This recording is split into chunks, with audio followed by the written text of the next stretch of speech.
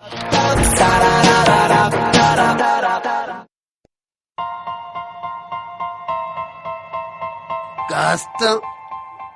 എല്ലാരെയും വീട്ടിലുണ്ട് ഷോക്കേസും സെൽഫും.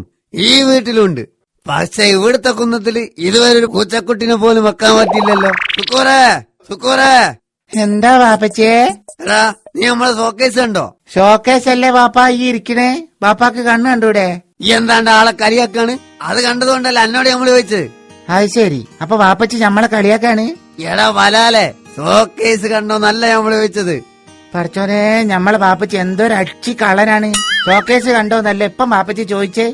എടാ, അതിനകത്തൊന്നുമില്ലല്ലോ.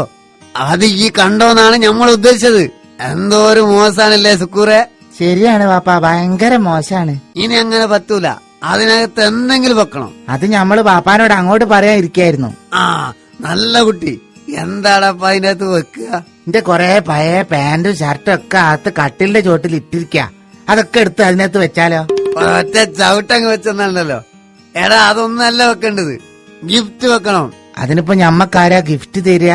ഒരു കാര്യം ചെയ്യാ, അടുത്ത ബുധനാഴ്ച അന്റെ പിറന്നാളാണല്ലോ, നമ്മക്കതൊന്ന് ആഘോഷിച്ചാളാ. ആ, ഞമ്മള് വാപ്പച്ചി പുന്നാര വാപ്പച്ചി.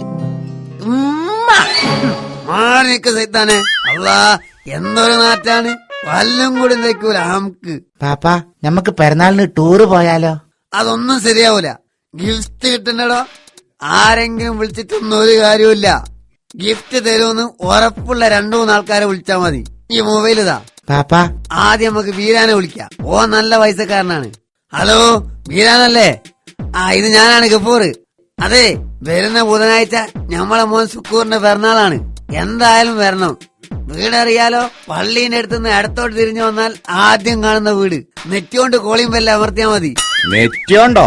അതെന്തിനാ നെറ്റിയോണ്ട് കോളിംഗ് ബെല്ല് അമർത്തണേ? അല്ല വീരാനെ, അന്റെ 2 കൈയിലും ഞമ്മളെ പൊന്നാര മോന് സുക്കൂറിന് കൊടുക്കാനുള്ള ഗിഫ്റ്റ് ഉണ്ടാവൂലോ.